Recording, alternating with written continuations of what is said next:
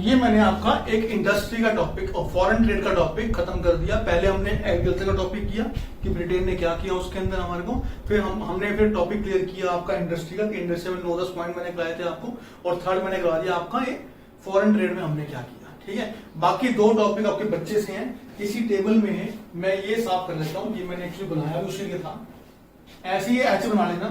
ठीक है, आप भी अपनी कॉपी के ऊपर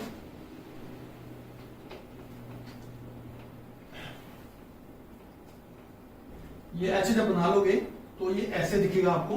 यहां पे 3 पॉइंट जो होंगे ऊपर दिखा देना, यहां पे फॉरेन ट्रेड, यार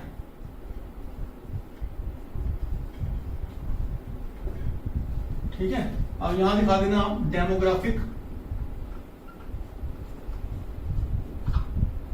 सिचुएशन, यहां दिखा देना ऑक्यूपेशनल स्ट्रक्चर, ऑक्यूपेशनल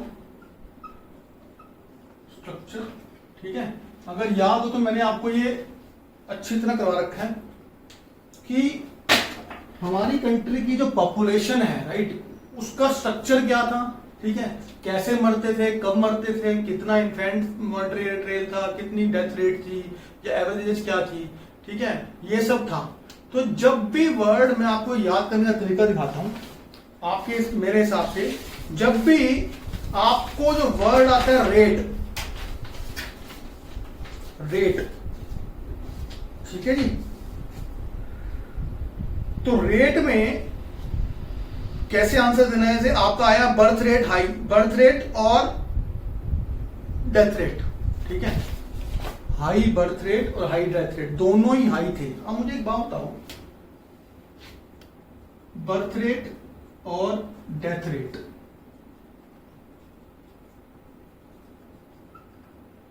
दोनों हाई थे। जब पैदा होने वाले बच्चे भी ज्यादा आ रहे हैं, मरने वाले भी ज्यादा हैं, तो पॉपुलेशन ज्यादा नहीं बढ़ती, राइट है।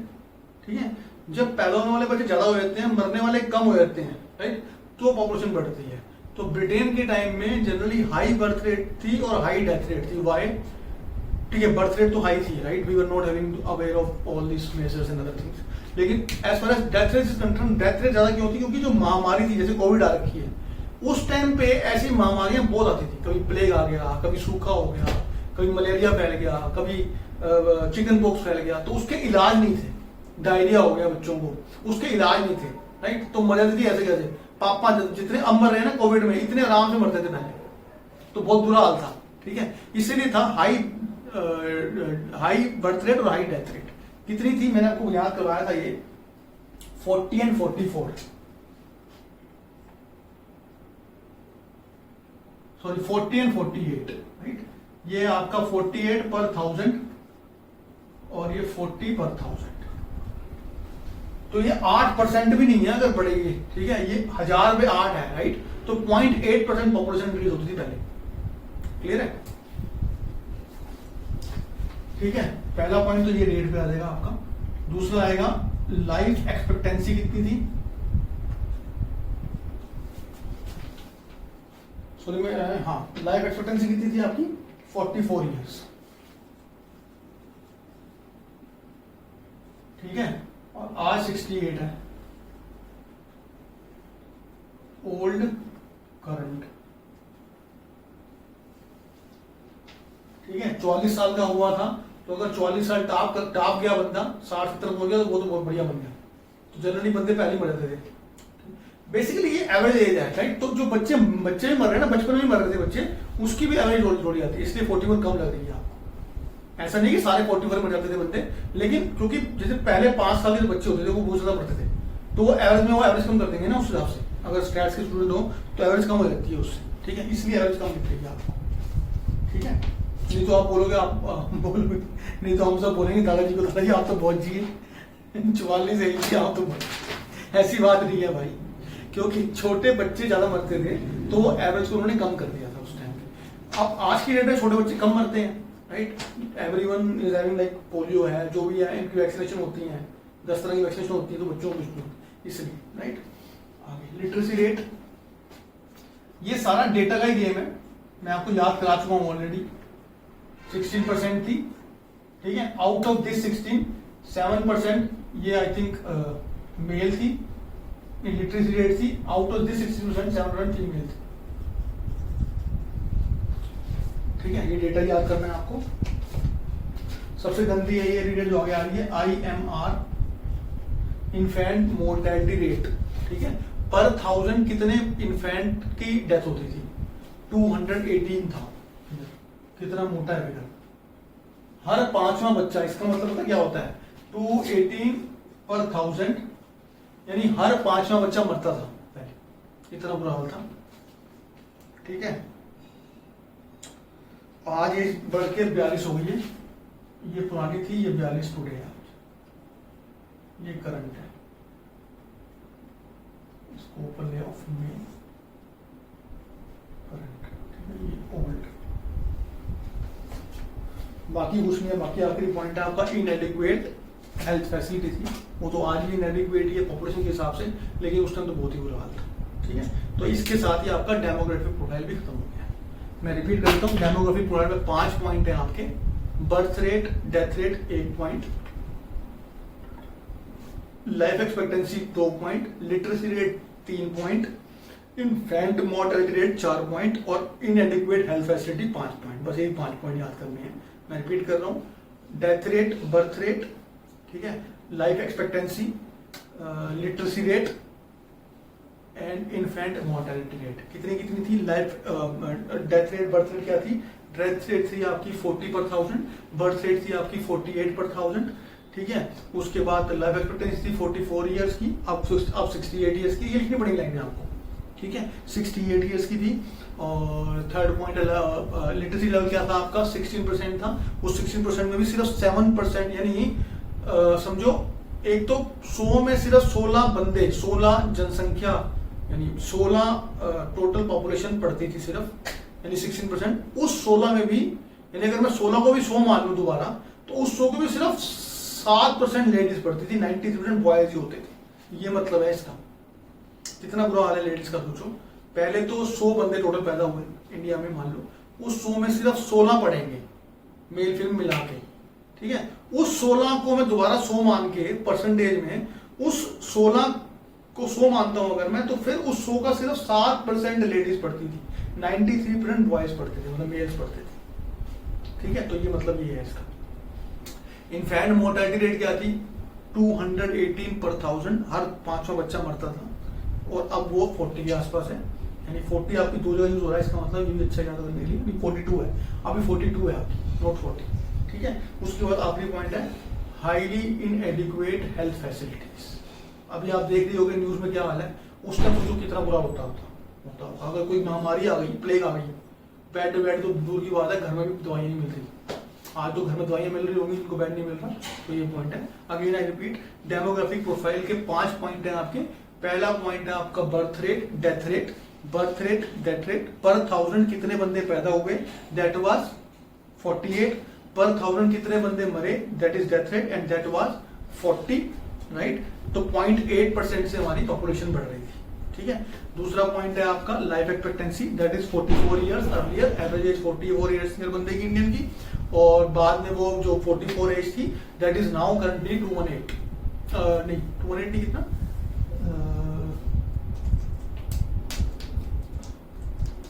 68, 218, ठीक है। इन्फेंट मोर्टेलिटी रेट 218 है आपकी, और लिटरेसी लेवल आपका 16% और 7%, ऐसे याद करना है आपको। और एंड में आपको पॉइंट है इनएडिक्वेट हेल्थ फैसिलिटीज, ठीक है। तो ये 5 पॉइंट आपको मैंने याद करवा दी। अगला पॉइंट और आसान है, वो भी कर ही लेते हैं साथ साथ। ऑक्यूपेशनल स्ट्रक्चर है। 85% of population were based on agriculture, agrarian population थी। उसके अंदर भी 70 to 75% पे प्राइमरी रिसोर्स पे काम करते थे, यानी एग्रीकल्चर एंड अलाइड एक्टिविटीज पे काम करते थे, ठीक है। और 10% मैन्युफैक्चरिंग थी, और 15 से 20% आपकी सर्विसेज थी। ये मैं आपको याद करवा चुका, मुझे याद है अच्छी तरह। और कोई पॉइंट इसमें खास है तो पढ़ लेता हूँ मैं। अनबैलेंस ग्रोथ थी, मतलब कुछ स्टेट्स तो अच्छी चल रही थी, कुछ बेकार चल रही थी, ठीक है। और हाँ, ये याद कर लेना, इंपॉर्टेंट पॉइंट है यहाँ पे। Manufacturing and service sector increase in Tamil Nadu, Andhra Pradesh, Kerala, Karnataka, Maharashtra and West Bengal, ठीक है। और एग्रीकल्चर ज्यादा यूज होता है उड़ीसा, राजस्थान और पंजाब। ये वर्ड आपको याद रखने पड़ेंगे, मैं आपको तरीका बताता हूँ याद करने का। ये सबको पता है कि पंजाब में एग्रीकल्चर अच्छी होती है क्योंकि वो बड़ी फर्टाइल लैंड है, ये याद रखना, पानी वानी अच्छा वहाँ पे, इसलिए पंजाब। राजस्थान का भी यही हाल है, ठीक है, और उड़ीसा का भी यही है। ये 3 स्टेट ऐसी है जहाँ पे एग्रीकल्चर बहुत अच्छा था, ठीक है। एज फार एज मैन्युफैक्चरिंग और सर्विसेज कंसर्न, तो मैं आपको एक आइडिया देता हूँ कि ऐसा क्यों है कि वो मैन्युफैक्चरिंग और services sector, why that is good in these states which I am going to give the names, right, and not other states. आप अगर देखोगे इंडिया का मैप, तो वो ऐसा मैप है, ऐसा है, राइट, जहां पे कोई और कंट्री नहीं है, ठीक है। इधर तो कंट्रीज है सारी, ऊपर कंट्रीज है सारी, राइट, ठीक है। तो जहां पे कंट्री होती है ना, वहां पे बिजनेस अच्छा नहीं होता। मतलब क्या है कि किसी को अगर बिजनेस करना होगा, मान लो ब्रिटेन को, तो ब्रिटेन को यहाँ कंट्री ऐसे आना पड़ेगा, कंट्री को पास करके, राइट। तो जो स्टेट्स यहाँ पे होंगी, यानी कोस्टल लाइन पे स्टेट्स होंगी,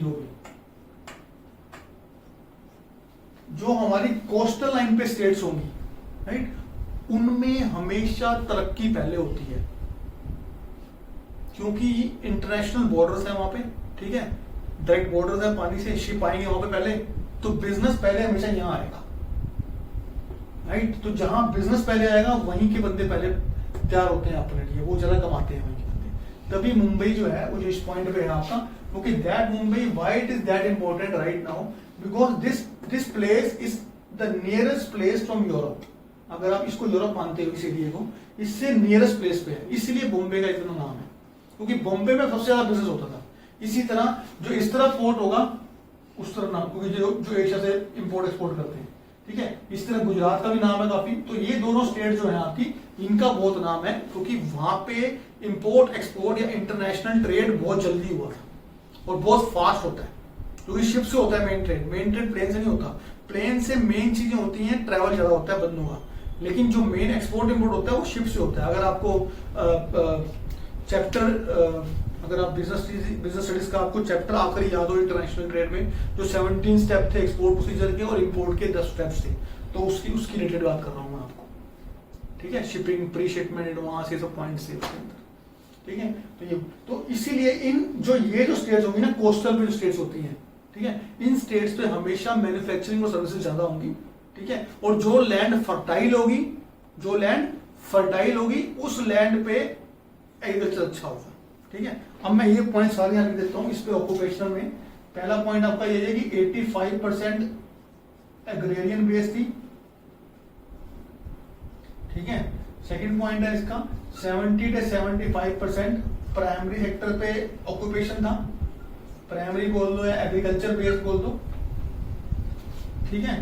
थर्ड पॉइंट आपका हो गया 15 से 20% आपका सर्विस था, या सेकेंडरी बोल दो इसको, और सॉरी टर्शियरी बोल दो इसको, तो भाई टर्शियरी सेकेंडरी कर लेते हैं, ठीक है।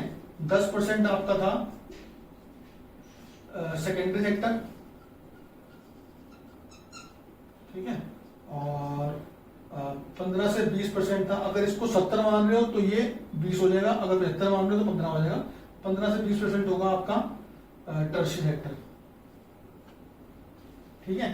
फिफ्थ था रीजनल ग्रोथ, इनबैलेंस ग्रोथ थी, यानी कुछ स्टेट्स बहुत अमीर हो रही थी, कुछ स्टेट्स बहुत गरीब हो रही थी, अनबैलेंस ग्रोथ थी, ठीक है। और 6th पॉइंट था इसका, 7th पॉइंट था आपका इसका पंजाब, राजस्थान एंड उड़ीसा, ये था एग्रीकल्चर बेस, ठीक है जी। और इसका 7th पॉइंट है आपका पंजाब, राजस्थान, उड़ीसा एग्रीकल्चर बेस था। और 7वां पॉइंट है इसका तमिलनाडु, महाराष्ट्र, राइट, महाराष्ट्र, गुजरात, ठीक है, और आंध्र प्रदेश, ठीक है। एक मद्रास प्रेसिडेंसी बोलते हैं एक जगह को, हम मद्रासी क्यों बोलते हैं, तो 4 स्टेट्स को मिला के मद्रास प्रेसिडेंसी का नाम दिया गया था इंग्लैंड की तरफ से। तो वो 4 स्टेट्स में आ जाएंगी। उनमें क्या था, मैन्युफैक्चरिंग का और सर्विस का ज्यादा रोल था। सर पेन भी तो खत्म हो गए मेरे सारे। सर्विस प्लस मैन्युफैक्चरिंग का ज्यादा, ठीक है।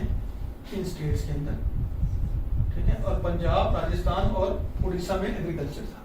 तो यही 7-8 पॉइंट आएंगे आपको, शॉर्ट नोट की तरह आ जाएगा। 3 नंबर का है, 2 का है, 4 का है, 2 का, 3 नंबर, 4 नंबर, इस तरह आएगा। तो इस तरह आएगा, ठीक है। आखिरी टॉपिक रहेगा आपका इंफ्रास्ट्रक्चर। इसको पहले आप इन दोनों टॉपिक को आप नोट कर लो अच्छी तरह, फिर मैं आखिरी कराऊंगा आपको इंफ्रास्ट्रक्चर, ठीक है।